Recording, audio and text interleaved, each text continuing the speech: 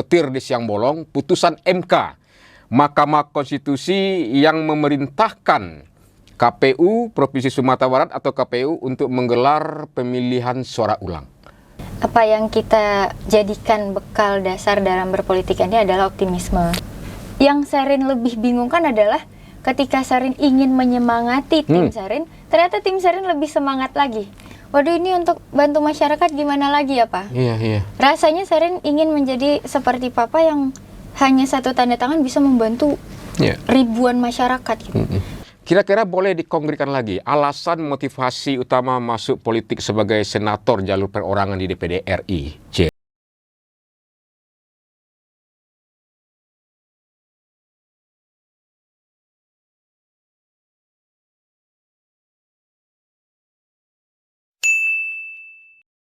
Halo, Assalamualaikum warahmatullahi wabarakatuh. Kembali bersama saya Hidayat di channel Kopi Pahit Hidayat, channel yang menginformatif, inspiratif, dan memotivasi.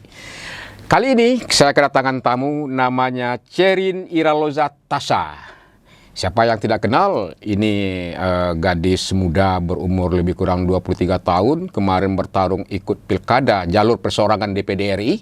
Dan sudah diputuskan oleh KPU Provinsi, KPU RI juga bahwasanya Sherin salah seorang senator, calon senator yang ditetapkan ketika itu dengan peraih suara terbanyak. Nomor 1 karena ada 4 orang per provinsi, dan tahu-tahu ada peristiwa boleh dikatakan petir di siang bolong, putusan MK, Mahkamah Konstitusi yang memerintahkan KPU Provinsi Sumatera Barat atau KPU untuk menggelar pemilihan suara ulang pada 13 Juli nanti, walaupun KPU Provinsi sedang menunggu juknis dari KPU Pusat. Tapi ini adalah kejadian yang sangat luar biasa secara politik. Akankah seorang Sherin yang masih muda ini akan patah pucuk dengan adanya putusan MK ini? Kita akan gali dengan sosok anak muda sarjana kedokteran ini, bagaimana perasaannya dan bagaimana pandangan dan pendapatnya terkait putusan MK, dan apa persiapannya? Apakah akan tidur atau justru akan lebih bersemangat dalam menghadapi PSU 13 Juli 2024 nantinya? Kita sapa saja. Sherin, apa kabar? Alhamdulillah. Sehat? Baik, sehat, insya Allah. Iya ya, semangat ya. Semangat. Oke. Beliau adalah sarjana kedokteran yang menginspirasi kaum milenial dan kaum Gen Z ya masuk di dunia politik. Pertanyaan pertamanya, Sherin, bagaimana pandangan perasaan ketika mengetahui MK memutuskan PSU untuk calon DPD RI di Sumatera Barat? Kalau untuk pertanyaan Bang Dayat pertama ini tentu pertanyaan paling banyak ditanyakan oleh hampir seluruh masyarakat, terutama tim-tim yang kemarin sudah berjuang untuk 14 Februari 2024. Kalau untuk perasaan mendengar putusan yang baru saja dibacakan oleh MK itu, kalau Sherin pribadi lebih ke arah confused. Oh ya. Karena kami mengalami kebingungan di saat kami mendapatkan hasil dari kerja keras yang kita lakukan bersama-sama untuk puncaknya 14 Februari kemarin, dengan pendaftaran yang sah, dengan kampanye yang mengikuti alur, dengan perhitungan suara yang tidak ditemukan kecurangan, kami dinyatakan sebagai salah satu dari 4 calon terpilih. Artinya ketika muncul putusan MK, itu memang seperti apa yang Bang Dayat sampaikan, seperti petir di siang bolong. Ketika kita ingin kecewa bingung, mau sedih bingung, tapi tetap karena Sherin lahir sebagai salah seorang politisi muda, politisi milenial, apa yang kita jadikan bekal dasar dalam berpolitik ini adalah optimisme. Tetap membangun optimisme. Insya Allah, tetap membangun optimisme. Tapi bagaimana dengan pendukung? Saya dengar kabar juga ada syukuran juga ya, ucapan terima kasih kepada konstituen atau pemilih, termasuk juga kepada Tuhan Yang Maha Esa, kepada Allah Subhanahu Wa Taala. Tahu-tahu begini, bagaimana perasaan dari pendukung Sherin ini?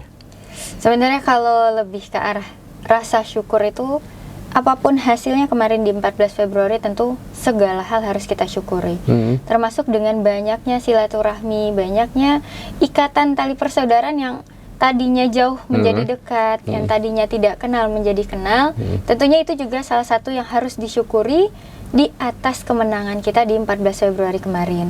Tapi dengan adanya kabar terbaru yang disampaikan oleh MK tadi, tentunya tim yang Sherin lebih bingungkan adalah ketika Sherin ingin menyemangati tim Sherin, ternyata tim Sherin lebih semangat lagi. Oh. Kalau Sherin mengatakan, oh Sherin lahir sebagai politisi muda yang optimis, ternyata Sherin mempunyai keluarga, lingkungan, dan masyarakat, terutama tim-tim Sherin yang lebih optimis lagi. Jadi ketika Sherin berasa untuk turun motivasi, Sherin rasanya malu untuk melihat ada keluarga, ada tim yang optimis, tapi Sherinnya sendiri tidak bersemangat. Artinya apa? Dengan putusan MK mengulang kembali PSU ini, justru keluarga dan pemilih justru memberikan support yang berlebih daripada sebelumnya. Iya, insya Allah. Wow. Kira-kira kenapa mereka support Sherin ya? Karena kebanyakan dari apa yang telah kita lewati beberapa bulan sebelum masa kampanye kemarin muncul, sampai akhirnya masa pengumuman tentang siapa yang akan menjadi senator dari Sumatera Barat, itu banyak sekali badai yang kita lewati, ternyata sampai akhirnya kita bisa bersama-sama. Dan ketika kita menemui badai yang lain, kita sudah yakin untuk mampu bertahan di badai tersebut karena sudah banyak badai-badai sebelumnya yang bisa kita latih bersama. Wow, keren ini. Anak muda umur 23 tahun justru menjadi petarung ulung juga. Kemarin dengan raihan suara 489.942 suara. Luar biasa loh. Amin, insya Allah. Bagi saya juga backgroundnya social society ya, atau juga ada politik, tidak terbayangkan kebanggaannya suatu ketika Sherin memimpin rapat sebagai pimpinan sementara DPD, mewakili usia termuda Indonesia gitu. Dan itu membanggakan Sumatera Barat saya rasa gitu. Oke, Sherin, kita boleh itu ya, ternyata bagi pendukung tim-tim sukses lah boleh kata seperti itu di 19 kabupaten kota, tentu ada kontak-kontak juga kan pasca putusan Mahkamah Konstitusi ini. Ternyata umumnya mereka juga justru kian bersemangat ya untuk memenangkan pertempuran bila mana PSU ini akan dilakukan. Ya, insya Allah. Apa rahasianya menyemangati mereka itu, Bung Sherin? Sebenarnya secara psikologi manusia, bagaimana kita dapat menghargai sesama, bagaimana spirit yang kita keluarkan dari diri kita, itu pasti akan mengalir kepada orang-orang di sekitar kita. Jadi ketika putusan MK itu dibacakan, banyak sekali kontak yang masuk, terutama yang nelpon dari tim, dari keluarga. Tapi dengan jawaban yang tenang, dengan jawaban yang optimis, insya Allah mereka yang mendengar jawaban kita tidak akan putus semangat. Tapi ketika mereka menghubungi kita, dan jawaban pertama kita adalah rasa sedih, rasa kecewa, nanti mereka yang akan memperjuangkan kita pun juga akan larut dalam kesedihan. Padahal kita tahu dalam putusan MK sendiri dibacakan untuk hari selambat-lambatnya untuk melaksanakan PSU hanya 45 hari. Artinya tidak ada waktu untuk bersedih-sedih hati. Iya. Bisa dipraktekkan seperti apa itu komunikasi dengan konstituen untuk menyemangati tadi misalnya? Boleh dipraktekkan? Halo Uni Sherin, aduh gimana lagi nih, udah lelah kita Uni Sherin. Mau ulang lagi pemilunya misalnya seperti itu kan? Iya. Apa jawaban respon Sherin ketika nada-nada seperti itu? By phone misalnya dari Pasaman, dari Si Junjung, dari Mentawai, dari Tanah Datar misalnya? Ya, pasti saya selalu jawab, ya insya Allah dengan adanya pembacaan putusan dari MK kemarin, memang akan dilaksanakan PSU. Tapi yang paling Sherin harapkan adalah tidak tergerusnya rasa optimisme kita dan rasa semangat kita untuk mempertahankan apa yang sudah kita perjuangkan kemarin. Sip. Boleh kita flashback sedikit ya. Flashback itu adalah kira-kira boleh dikonkretkan lagi alasan motivasi utama masuk politik sebagai senator jalur perorangan di DPD RI, Sherin. Dan tidak banyak loh teman-teman rival lawan tanding lah ya. Itu sudah berumur 50-an tahun ke atas itu, ya kan, dan 60-an lebih juga begitu kan. Nah, Sherin mendobrak pakem anak muda yang masuk kepala dunia politik praktis seperti itu dan membuktikan peraih suara terbanyak begitu. Boleh sedikit juga mungkin lebih digentalkan apa alasan motivasi kenapa Sherin tidak aktif saja di dunia kedokteran, kan sarjana kedokteran juga kan, sedang koas ya. Nah, sebentar lagi jadi dokter praktek, bisa spesialis, bisa buka rumah sakit juga sama keluarga sama papa. Kan? Kenapa tidak seperti itu gitu kan? Kenapa jalur politik yang Sherin coba geluti di masa-masa muda ini? Iya, karena tadi kita mau fokus kemana nih? Kita mau concern Motivasinya. ke politiknya atau kita mau concern ke DPD-nya? Iya. Karena ada dua hal yang berbeda ketika Sherin masuk ke politik dan ketika Sherin memilih DPD. Oke. Kalau untuk concern kita ke dalam, kenapa Sherin masuk ke dalam dunia politik, Oke. Sherin? Karena mungkin Bang Dayat dan yang akan melihat perbincangan kita pada siang hari ini juga mungkin sudah banyak sekali yang menguliti latar belakang Sherin Ya. sebagai salah seorang anak politisi juga. Ya. Dalam perjalanan hidup ini memang yang sangat Sherin syukuri adalah diberikan nikmat rezeki dari orang tua oleh Allah Subhanahu wa taala. Artinya alhamdulillah dari kecil Sherin tidak diberikan kekurangan oleh Allah Subhanahu wa taala, baik dari rezeki materi, rezeki pendidikan, bahkan rezeki silaturahmi. Oke. Tapi ketika Sherin semakin dewasa, semakin beranjak dewasa, yang Sherin lihat banyak sekali teriakan-teriakan masyarakat ini yang mengatakan istilahnya, tolong Bu, tidak bisa makan Bu, sudah 3 hari tidak makan. Kami yang masyarakat awam, kami yang masih muda ini selalu berpikir, masa ada manusia yang tidak bisa makan? Untuk membeli makan besok pagi masa nggak bisa? Rasanya banyak sekali pekerjaan yang bisa dilakukan untuk membeli beras. Tapi ternyata ketika Sherin sudah mulai berkoas, sudah mulai turun benar-benar ke masyarakat, melalui Uda Uni juga sudah mulai Ya, turun. pernah Uni Pesisir Selatan Uni ya. Pesisir Oke, Selatan. oke, oke. Ternyata ketika sampai di lapangan baru Sherin temukan, oh seperti ini ternyata yang tidak bisa makan itu. Rasanya Sherin yang tinggal di perkotaan tidak menemukan orang yang tidak bisa makan kalau untuk radius 5 km, 10 km. Tapi ketika Sherin masuk ke dalam lapisan terkecil masyarakat itu, memang ada masyarakat yang untuk makan besok pagi saja sangat berpikir. Ya. Nah, itu menjadi alasan pertama Sherin untuk semakin mendalami seperti apa sebenarnya kesulitan yang masyarakat ini teriakkan kepada pemerintah. Akhirnya dengan adanya privilege lah dari orang tua Sherin, yang kebetulan ayah Sherin juga seorang politisi, Sherin pernah berpesan kepada beliau, nanti kalau suatu saat ada turun harus memberikan pokir ke masyarakat, terutama untuk masyarakat dari wilayah-wilayah terpencil yang sangat-sangat sulit untuk dijangkau, tolong Sherin dibawa. Karena untuk membuktikan sesuatu biasanya anak muda harus melihatnya, harus merasakannya secara langsung. Tidak diartikan untuk merasakan bagaimana sakit itu harus melukai diri, tidak, tapi kita harus melihat bagaimana orang yang terluka tadi berusaha untuk sembuh. Akhirnya suatu ketika memang ada kesempatan Sherin untuk ikut bersama ayah Sherin turun ke masyarakat, melihat bagaimana perjuangan seorang politisi dengan legasi yang mereka punya, membantu masyarakat secara keseluruhan. Artinya tidak hanya perorangan. Kalau perorangan, insya Allah yang dikaitkan dengan kedokteran tadi, Sherin mahasiswa kedokteran, lagi koas nanti bisa jadi dokter, kan juga bisa bantu orang. Tapi yang bisa Sherin bantu adalah nanti ketika ada pasien yang datang ke dalam ruangan Sherin untuk minta diobat, itu yang bisa Sherin bantu. Hanya terbatas ya? Hanya terbatas. Jumlahnya. Artinya, dalam radius yang kecil. Tapi bagaimana Sherin berpikir untuk membantu masyarakat ini, jangan sakit dulu baru dibantu. Artinya bagaimana membantu masyarakat ini untuk tidak sakit. Nah, itu tidak kita dalami di dunia kedokteran. Artinya memang kita berpendidikan untuk membantu orang yang sakit. Ketika Sherin melihat bagaimana seorang politisi itu bisa membantu masyarakat dalam radius yang sangat besar, Masya Allah, tanpa harus berpikir 2 kali, karena dana yang mereka kucurkan bukan dari rekening pribadi. Artinya jika ada politisi yang harus berpikir membantu masyarakat, itu harus ditanya. Karena mereka membantu itu adalah uang masyarakat yang dititipkan negara kepada dirinya. Harus mereka turunkan. Nah, ketika Sherin melihat itu terjadi di nagari-nagari yang sangat terpencil waktu itu, saya lihat, oh ternyata seperti ini yang dikatakan keuntungan berpolitik di Indonesia.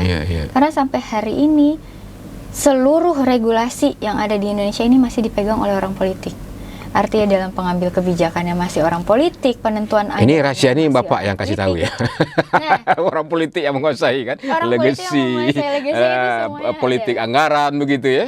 Kalau kita pelajari sebenarnya negara kita tidak menutup-nutupi itu. Tapi untuk pembuktiannya Sherin lihat di depan mata, ternyata memang satu tanda tangan seorang politisi itu sangat berpengaruh untuk kehidupan masyarakat banyak. Artinya ingin bermanfaat lebih kepada masyarakat dan kampung halaman, legasi secara politik itu akan lebih efektif. Jalur itu digunakan.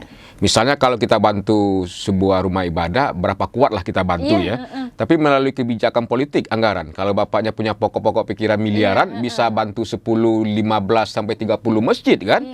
Itu maksudnya Cerin ya. Insyaallah. Oke. Dan kenapa jalur DPD? Ini kan berat ini jalur DPD ini. 19 kabupaten kota, 4 juta pemilih lah yang harus dirayu, harus sampai misi visi kita loh Cerin. Nah, untuk DPD RI sendiri sebenarnya dari awal Sherin turun ke masyarakat itu tidak ada niat untuk mempersiapkan diri dalam dunia politik. Oke. Itu memang Sherin niatkan ketika berpesan kepada ayah membawa Sherin turun ke masyarakat itu untuk mengaktifkan jiwa-jiwa sosial tadi. Karena rasanya kalau kita di perkotaan ini semakin lama semakin tergerus rasa sosial karena semakin sedikit bertemu dengan sesama manusia. Kita hanya bertemu by phone, kita hanya bertemu via sosial media. Artinya ketika turun ke lapangan, setelah balik dari sana, Sherin mencoba untuk membantu masyarakat dengan dana pribadi. Tapi ketika Sherin pikirkan, waduh, seperti yang Bang Ded katakan, berapa banyak yang bisa Sherin bantu jika itu dari hasil keringat Sherin pribadi. Insya Allah keluarga akan terbantu. Tapi siapa nama bapaknya? Sekali Pak Imran. Pak Imran namanya. Pak Imran ini yang kita kenal juga seorang politisi dari Partai P3 ya. Sekarang anggota DPRD Provinsi Sumatera Barat. Dan bapaknya inilah yang coba mengajak turun ke bawah untuk mengasah pikiran dan emosi. Ternyata ada potret kehidupan lain yang selama ini mungkin belum berkesempatan kita berinteraksi. Itu yang mengentalkan ambisi Cerin untuk masuk jalur politik. Tapi ketika sudah kembali pasti ada komunikasi aktif lah di dalam keluarga. Iya, betul. Waduh, ini untuk bantu masyarakat gimana lagi ya Pak? Iya. Rasanya Sherin ingin menjadi seperti Papa yang hanya satu tanda tangan bisa membantu ribuan masyarakat. Akhirnya beliau memberikan satu jalan keluar, masuk politik deh.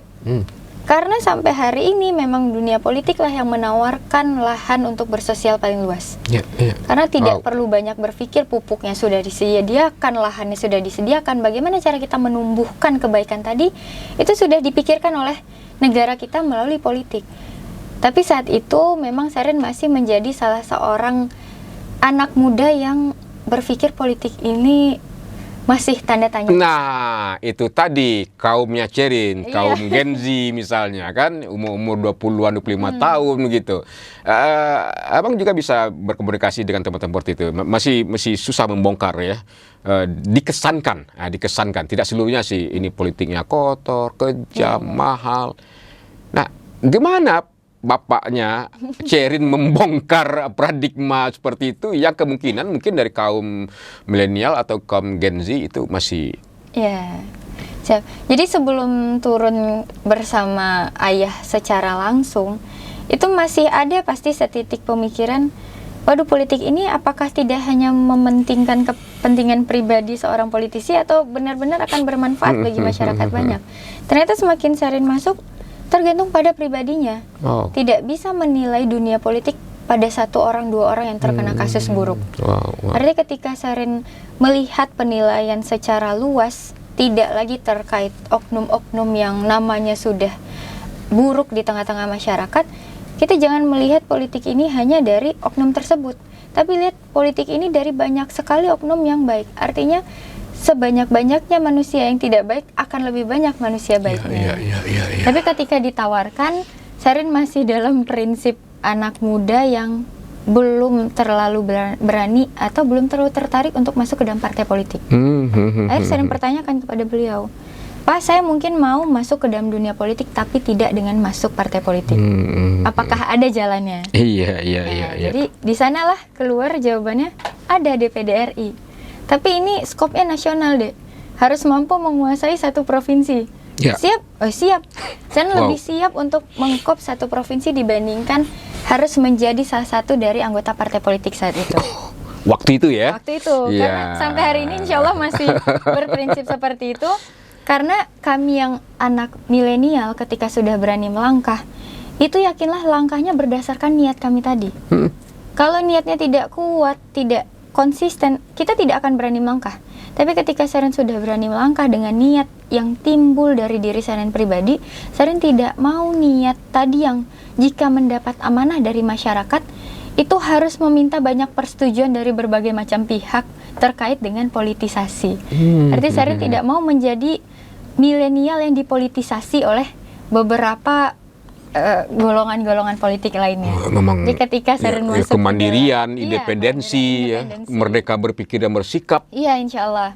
Jadi itu yang membuat Sherin sangat tertarik masuk ke dalam. Saya boleh asumsikan konsep berpikir Sherin ini yang merdeka berpikir bersikap mandiri seperti itu mewakili kaum milenial Gen Z juga ya. Iya, Hari insya ini Allah. ya nggak bisa diatur-atur Nggak kayak bisa orang tua yang dulu begitu kan.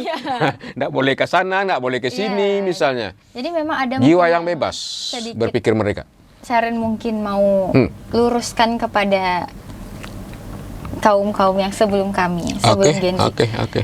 Jika dikatakan Gen Z ini adalah kaum yang ingin bebas saja, inginnya tidak mau diatur, sebenarnya bukan. Gen Z ini adalah satu kaum yang sangat berprinsip.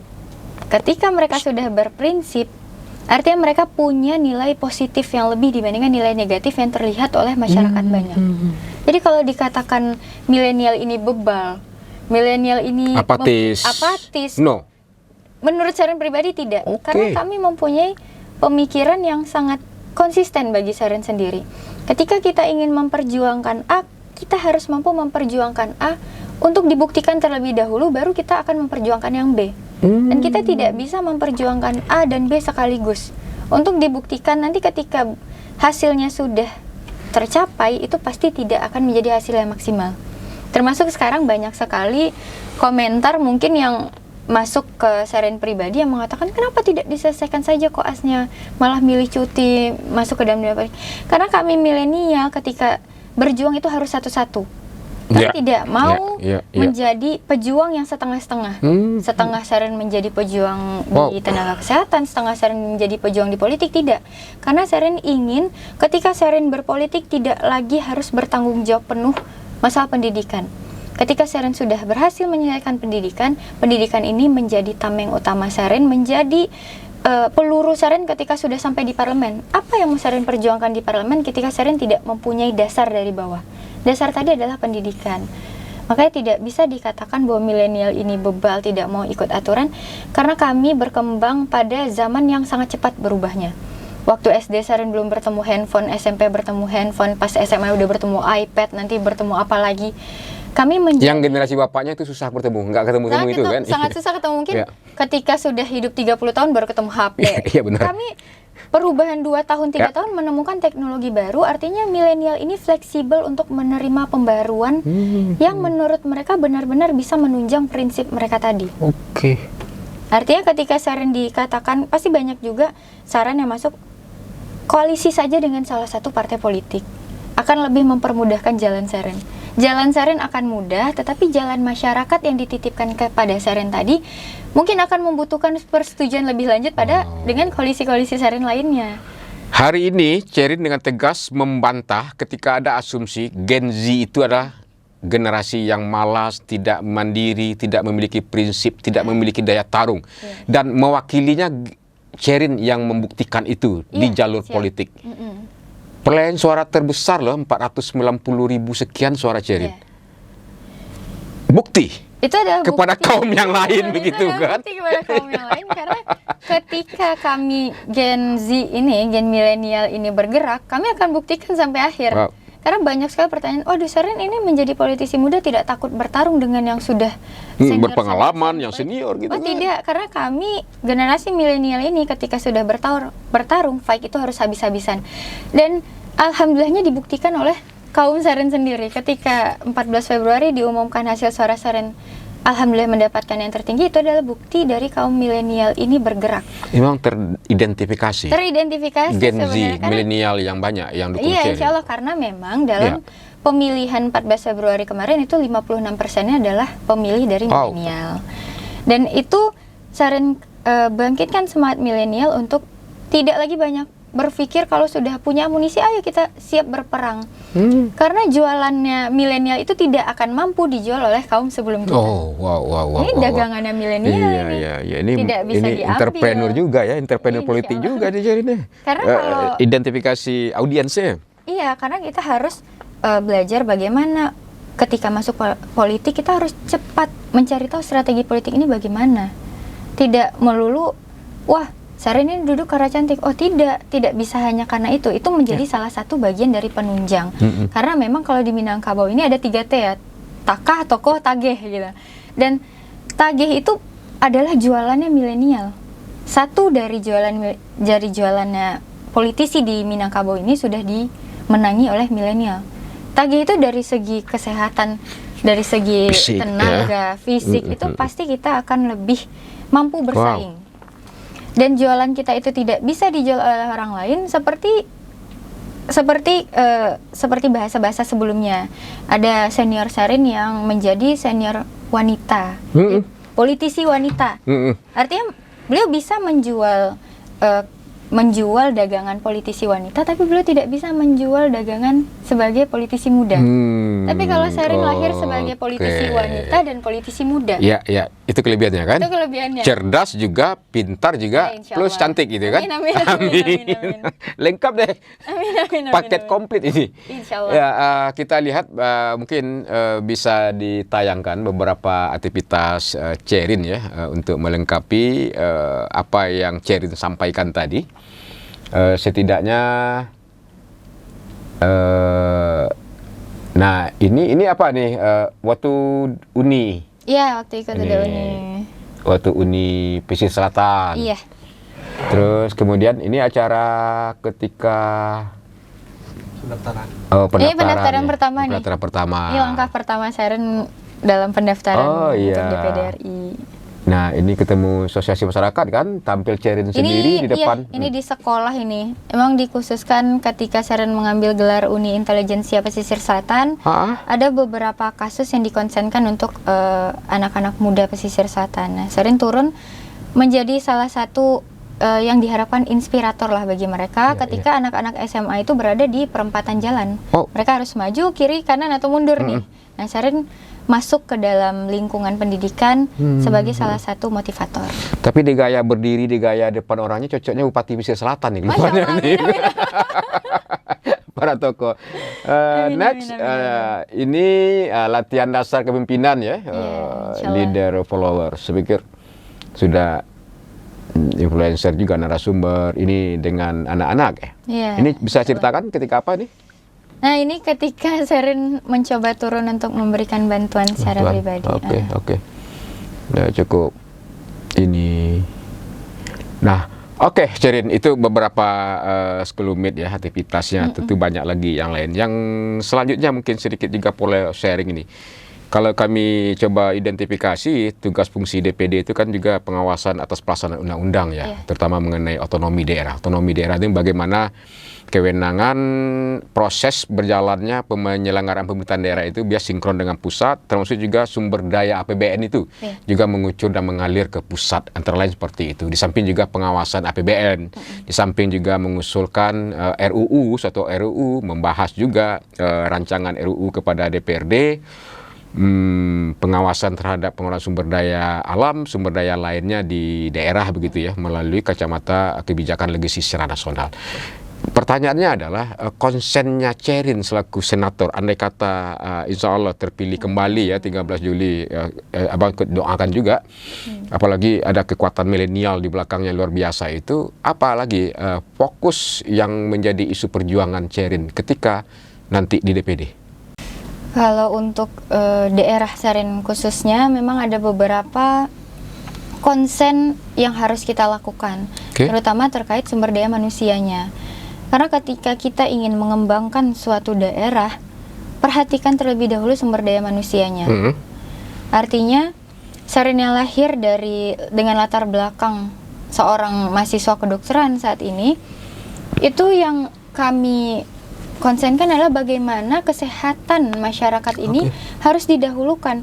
Karena ketika ingin memperbaiki taraf ekonomi suatu keluarga, ayahnya harus sehat dulu sebagai tulang punggung keluarga. Namun banyak sekali Saren temukan dalam praktek kehidupan sehari-hari itu untuk mendapatkan layanan kesehatan sangat sulit sekali. Artinya ada konsen terhadap kesehatan yang harus Sherin perjuangkan dengan keilmuan Sherin saat ini. Yang kedua, memang apapun masalah dalam kehidupan itu tidak jauh-jauh dari permasalahan ekonomi keluarga. Jadi memang ada yang harus kita konsenkan saat ini, yaitu adanya terkait susahnya memperbaiki perekonomian suatu keluarga ketika sudah terjebak dalam suatu sekarang ada istilah seksi, itu ada pinjol. Ada rentenir lah ya, ada rentenir yang secara itu ya. online yang tadinya ujuk-ujuk datang ingin membantu perekonomian keluarga, membantu perekonomian masyarakat di Sumatera Barat, tetapi di endingnya kita temui di garis finishnya ternyata bukan, banyak sekali mudarat yang muncul. Bunganya gede. Bunganya gede, banyak sekali masyarakat yang kesulitan pada bidang ekonomi, sehingga Sherin pikir ketika menjadi DPD nanti, memang jika diamanahkan kembali insya Allah oleh masyarakat, dari apa yang Sherin dalami terkait Minangkabau, kita diajarkan dari dulu sistem koperasi sebagai lumbung ketahanan modal masyarakat. Tidak ada kita diajarkan untuk memiliki modal dasar itu dari seorang rentenir, dari seorang pinjaman online. Kenapa harus koperasi? Karena koperasi ini dari awal dibentuk itu dengan prinsip gotong royong. Artinya tidak akan saling mencekik, tidak akan saling mendustai. Itu harus kita kembali atur untuk kemajuan daerah kita, terutama di Sumatera Barat. Bagaimana kita mampu menaikkan taraf hidup suatu keluarga itu melalui perekonomian yang terlebih dahulu. Oke. Jadi memang Sherin coba mengidentifikasi dan coba mengadvokasi nantinya persoalan kesehatan rakyat harus kuat. Iya. Stunting juga tidak boleh lagi, misalnya lagi. Kan masa hari gini masih stunting gitu kan. Pendidikan harus hebat, begitu ya. Inilah dalam rangka Indonesia emas ya, generasi emas 2045. Kuat fisiknya, pikirannya, emosinya juga, termasuk juga ekonomi kerakyatan tadi. Saya pikir memang fenomena seperti itu yang terjadi di lingkungan kita sekarang begitu ya. Oke, Sherin. Ini dunia politik kan dunia yang berbeda dengan apa yang menjadi perhatian orang-orang atau sumber daya manusia yang seumuran Sherin gitu ya, yang masih dalam proses menyelesaikan pendidikannya. Kalau pendidikan, kalau kedokteran masih koas begitu. Nah, di DPD atau DPR RI kan juga banyak latar belakang, ada pengusaha, ada aktivis, ada profesional, ada juga mungkin dari kaum perempuan juga begitu kan. Confident nggak bergaul di dunia politik di tingkat nasional seperti itu? Apa yang Sherin tawarkan itu ya? Tidak malu-maluin nantinya, tapi membanggakan begitu. Insya Allah. Insya Allah kalau berbicara tentang confidence, sangat confidence, karena bagi Sherin itu bukan suatu tantangan, bahkan itu bagi Sherin sendiri merupakan suatu rahmat silaturahmi yang sangat menakjubkan, karena Sherin yang tadinya berlatar belakang sebagai seorang mahasiswa kedokteran, artinya dalam keilmuan kesehatan, bertemu dengan mereka yang pakar-pakar dari hukum, pakar dari ekonomi, kan? Artinya Sherin harus confidence untuk mampu menyerap ilmu mereka. Karena ketika kita mampu sharing ilmu tadi tidak akan hilang, tapi ilmu tadi akan terus mengalir. Nah, ketika kita sudah sampai di nasional, itu tidak akan diragukan lagi bahwa ilmu yang mereka bawa adalah ilmu-ilmu yang Masya Allah pasti akan sangat bermanfaat. Bagaimana kita dapat bertukar pikiran dengan sesama kita. Jadi siap lahir batin ya, Insya Allah dengan siap. siapapun juga, termasuk dengan presiden kan? Insya Allah siap. Sherin, seorang ayah dalam sebuah keluarga tentu dia sangat mewarnai kepribadian seorang anaknya. Apalagi seorang ayah kepada anaknya yang perempuan, pasti perhatian, kecemasannya lebih, perhatiannya bakal lebih begitu ya dibandingkan dia anak laki-lakinya. Saya pikir suatu kelaziman seperti itu. Apa sih poin yang Sherin bisa sampaikan sejauh mana karakter watak dan karakter Sherin dibentuk oleh seorang ayah yang juga politisi, juga pengusaha juga gitu kan? Baik, kalau untuk dari ayah Sherin sendiri, itu yang benar-benar harus kita, paling tidak kami yang anak beliau itu yang harus mampu kita pelajari dari beliau adalah fleksibilitas beliau.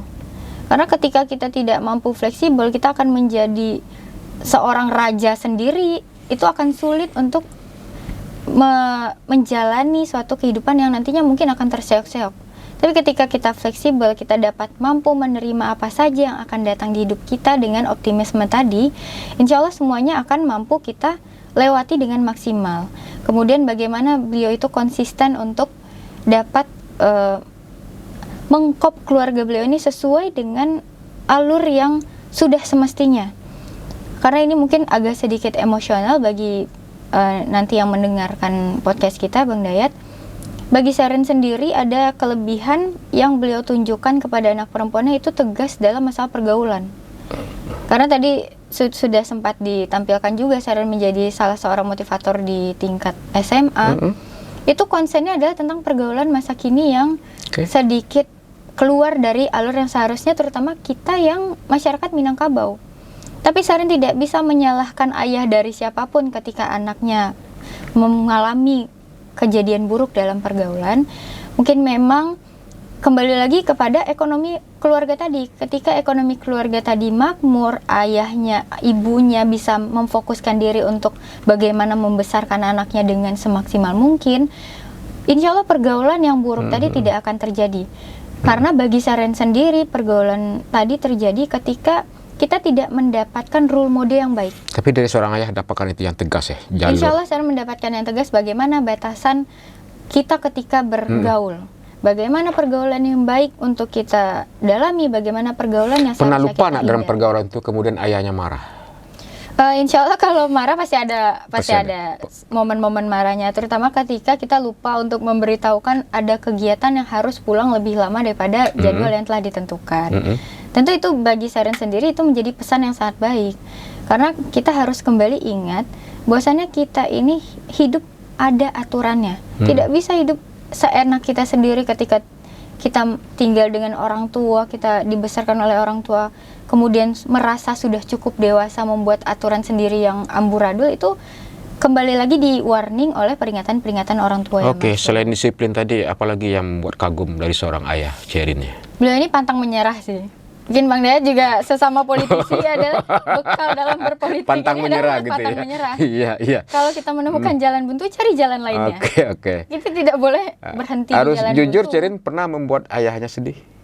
Oh, pasti pernah lah. Kalau Seperti membuat apa membuat ayah ayahmu sedih? mungkin ada beberapa momen ketika apa yang beliau harapkan mungkin tidak kita indahkan. Jadi apa yang diharapkan oleh orang tua itu harus disadari bahwa harapan itu tidak mungkin harapan buruk. Namun ketika anak-anak tidak mengindahkan harapan tersebut, pasti akan terjadi suatu krisis kepribadian oleh seorang ayah, karena beliau tuh pasti merasakan kayak, waduh, salah saya di mana lagi menjadi seorang ayah ketika saya mempunyai putri yang tidak mengindahkan apa yang saya tunjukkan. Karena Sherin yakin dalam kehidupan ini Sherin masih 23 tahun. Beliau sudah kurang lebih 56 tahun. Artinya ada setengah dari kehidupan Sherin yang beliau sudah lebih dahulu melihat begini loh dunia. Jadi tidak mungkin ada suatu arahan dari orang tua ini yang berujung kepada jatuhnya seorang anak. Oke, ada suatu ketika ayahnya akan merasa lelah jiwa, lelah mental, lelah fisik karena ada harapan yang tidak tercapai, ada problem. Sedih nggak seorang putri yang melihat ayah ketika itu? Apa yang Sherin lakukan ke ayah? Kalau sedih pasti sedih. Kalau kita secara internal keluarga memang berprinsip sesibuk-sibuknya keluarga itu harus ada yang namanya family time. Nah, jadi Itu dia. Iya. Komunikasi dan interaksi yang harus hangat ada family dengan time, iya. anggota keluarga. Walaupun sibuknya super banget. Iya, walaupun Iya. sibuknya super banget. Poinnya itu ya. Poinnya itu Dalam karena rangka menciptakan ketahanan keluarga. iya, dalam Oke. rangka menciptakan ketahanan keluarga dan ketahanan mental juga. Iya. Karena saat ini mungkin pesan juga bagi semua yang akan mendengar pembicaraan kita saat ini. Kenapa Sherin berani masuk ke dalam dunia baru? Karena Sherin terlebih dahulu sebelum masuk ke dalam dunia ini membekali diri Sherin untuk mampu memimpin secara emosional diri sendiri.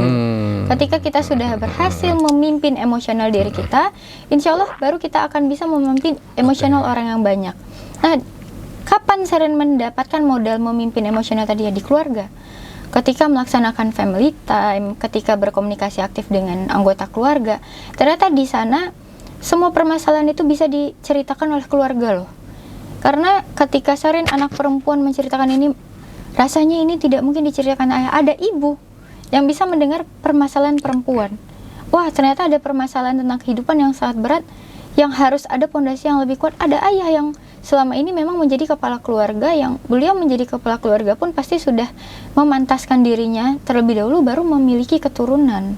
Jadi ketika family time ini dilakukan, insya Allah dalam keluarga ini akan beralih profesi nih. Ada yang Sesibuk-sibuk tiba-tiba- apapun, serumi-rumi apa masalahnya, kembalilah ke keluarga. ke keluarga. Karena ke keluarga ini bagi Sherin aktor yang handal. Wow. Karena ketika kita kembali ke Oke. keluarga, tiba-tiba ada anggota keluarga yang menjadi hakim, tiba-tiba ada yang menjadi dokter, tiba-tiba ada yang menjadi psikolog. Benar, Padahal benar, kita benar. tahu dalam kehidupannya, oh ini adik Sherin loh, selama ini beliau ini rasanya masih bocah sekali. Iya, pemikiran. iya, Karena iya. ketika family time, dia punya ilmu yang kita belum punya. Oke. Rasanya ada ayah yang rasanya, waduh ini papa ini kolot, ini tidak ikut suatu pembaruan teknologi. Ternyata ada teknologi ini harus juga dibatasi. Iya, Artinya iya, pasti iya, iya. akan berubah menjadi aktor masing-masing. Ada yang menjadi Einstein, ada yang menjadi dokter terawan. Iya, iya, iya, iya, Kembalikan benar-benar. kepada keluarga. Tetap kehangatan, harmonisasi keluarga itu Iya, menjadi insya utama Allah. begitu ya. Ngomong-ngomong keluarga, kapan nih berkeluarga? Boleh, ini Boleh. jaga rahasia ini kan, jadi ada yang masih menunggu-nunggu gitu kan. Masih jomblo apa namanya kalau ini belum. iya, masih Tapi single. yang penting masih single gitu, belum punya suami lah. Kalau bahasa orang tua-tuanya gitu. Kapan nih keluarganya? Kalau berkeluarga itu pasti salah satu dari agenda juga. Agenda juga, Karena ya. itu ibadah terpanjang Oke. memang agama kita mengajarkan kalau mau beribadah sampai seumur hidup itu salah satunya menikah. Tapi untuk menikah sendiri banyak pertimbangan yang harus dilakukan kembali. Tapi lagi dalam ke- waktu dekat masih belum ya? Dalam waktu dekat masih belum, masih karena masih belum. Jadi banyak masih belum, perjuangan. begitu. Masih banyak perjuangan yang harus dibuktikan terlebih Siap, dahulu. siap. Sherin, mungkin ini pada sesi terakhir saya Iya, ingin, Abang ingin juga mengetahui nih, mungkin ya himbauan harapan Sherin bila mana PSU ini 13 Juli akan digelar oleh KPU, kira-kira apa yang mau disampaikan? Silakan. Ya, jadi sempat sesaat setelah dibacakan hasil dari KPU RI bahwasannya Sherin merupakan salah satu dari 4 senator terpilih di Sumatera Barat, Sherin merasakan secara langsung bahwa ternyata bebannya bukanlah ketika kampanye, tapi ternyata beban itu muncul ketika kita mendapatkan amanah yang banyak. Wow. Jadi ketika Sherin mendapatkan amanah, Sherin sudah mulai mencari-cari bagaimana ini Sherin harus membuktikan kepada masyarakat yang telah memberikan kepercayaannya kepada Sherin, bagaimana Sherin mampu memberikan feedback yang baik kepada masyarakat, tidak lagi menjadi salah seorang aktor penipu politik. Artinya dalam penipu politik akan menjadikan politik ini semakin buruk di pandangan masyarakat. Namun dengan adanya keputusan MK yang menyatakan PSU tadi, sangat terbebani lagi ketika Sherin berpikir amanah kemarin belum Sherin buktikan, belum Sherin rasakan kepada mereka yang Ya, mempercayakan ya. kepada Sherin, namun harus Berjuang memperjuangkan lagi. sekali lagi. Artinya akan lebih banyak doa yang mereka sampaikan, akan lebih banyak lagi darah yang mengucur, karena mungkin luka kemarin belum Sherin sembuhkan, tetapi harus membuat luka baru yang nantinya harus ekstra Sherin sembuhkan. Oke. Artinya ketika Sherin diberikan amanah untuk PSU ini, artinya ada amanah kedua kalinya yang dipercayakan kepada Sherin. Insya Allah untuk membuktikannya Sherin harus bekerja ekstra lagi ketika sudah dilantik di parlemen. Wow, keren.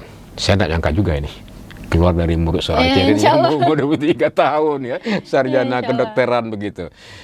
Sedikit lagi mungkin Sherin, banyak juga kaum milenial atau Gen Z atau siapapun juga ya yang sesungguhnya punya kapasitas masuk dunia politik, tapi tidak punya nyali tarung. Apakah itu di pileg, apakah di pilkada, termasuk juga pemilu DPR RI, DPD gitu kan? Karena juga ada alasan sangat klasik persoalan pembiayaan. Iya. Dana nggak ada. Memang butuh dana besar dulu ya kalau harus berani menjadi caleg tertentu. Sherin gimana ya pengalamannya? Kalau pengalaman saya pribadi, memang dana itu pasti akan menjadi salah satu bagian dari perjuangan. Tetapi itu bukan yang paling penting. Karena tadi Sherin ingatkan sekali lagi, ketika ingin melangkah, yang harus kita kuasai adalah emosional diri sendiri dulu. Oke. Ketika kita sudah merasa yakin, kita sudah konsisten, kita mempunyai tekad, percayalah niscaya rezeki yang tadinya kita merasa kekurangan akan datang sendirinya. Karena Sherin selama 23 tahun hidup tentu tidak punya banyak sekali relasi. Tapi ketika Sherin berani melangkah dengan kepercayaan diri yang maksimal, banyak sekali tokoh-tokoh yang tadinya tidak terfikirkan oleh Sherin akan menjadi salah seorang teman Sherin, tiba-tiba menghubungi, menawarkan bantuan. Wow. Saya suka dengan spirit yang Sherin tawarkan. Dengan spirit yang Sherin tawarkan, marilah saya tawarkan kembali bahwa spirit Sherin ini bisa kita kembangkan di masyarakat saya. Wow. Artinya tidak melulu terkait nominal angka. Iya. Tapi dalam berpolitik ini yang paling penting adalah silaturahmi kita dengan sesama kita, dengan masyarakat. Ibaratnya ada bahasa yang keluar, jika ada uang terima uangnya, tapi kembali lagi pilih yang ada di hati nurani. Nah, dalam politik yang paling pertama harus kita capai adalah hati masyarakat. Hati masyarakat. Kalau masyarakatnya hatinya belum tersentuh, sebanyak apapun modal yang dimiliki, percayalah tidak akan menjadi apa-apa. Wow. Itu rahasianya. Itu rahasianya. Itu Makanya kata rahasianya Sherin, Sherin. kita milenial ini harus lebih pede karena yakin bisa memfleksibelkan diri. Ke atas kita menjadi seorang anak, mendatar kita menjadi seorang teman, ke bawah kita menjadi seorang kakak. Kita bisa melaksanakan peran apapun jika itu memang dari niat yang baik tadi. Nawaitu Wow. tadi. Amazing. Insyaallah. Sherin, masih menari? Dancing atau hobinya apa sih? Kalau sekarang ditanya hobi, saya lebih hobi diajak diskusi. Itu dia. Jadi kapan-kapan juga memang kalau hobi diajak diskusi memang harus jadi senator dulunya. Iya, insya Allah. Amin. Iya. Sherin, terima kasih. Iya, Banyak hal poin penting yang Sherin sampaikan kepada penonton kita, kepada klien kita. Juga mudah-mudahan ini menjadi motivasi, menginspirasi. Amin. Ada lagi yang mau sampaikan? Mungkin saya mau menyampaikan sedikit terkait bagaimana kita bisa untuk memaksimalkan PSU nanti. Karena dalam PSU nanti tantangan Sherin pribadi bukan lagi masalah orang akan memilih Sherin atau tidak. Tapi tantangan kami dan Sherin pribadi adalah bagaimana masyarakat ini bisa memeriahkan PSU dengan hadir ke TPS. Jadi harapan besar dari Sherin pribadi adalah bagaimana masyarakat ini mau untuk hadir ke TPS ketika masa PSU sudah diumumkan. Sip. Meningkatkan partisipasi politik masyarakat. Iya, meningkatkan partisipasi politik masyarakat karena politik ini akan sukses ketika masyarakatnya ikut aktif dalam berpartisipasi. Benar. Tapi khususnya pasti datang ke TPS untuk Sherin. Sempat kampanye juga. Oh iya dong. Iya. Sherin, terima kasih. Semoga selalu sehat dan sukses ya. Salam sama keluarga besarnya. Sepikir demikian Kopi Pahit kita dan kita kembali pada sesi yang selanjutnya. Billahi taufiq wal hidayah. Wassalamualaikum warahmatullahi wabarakatuh.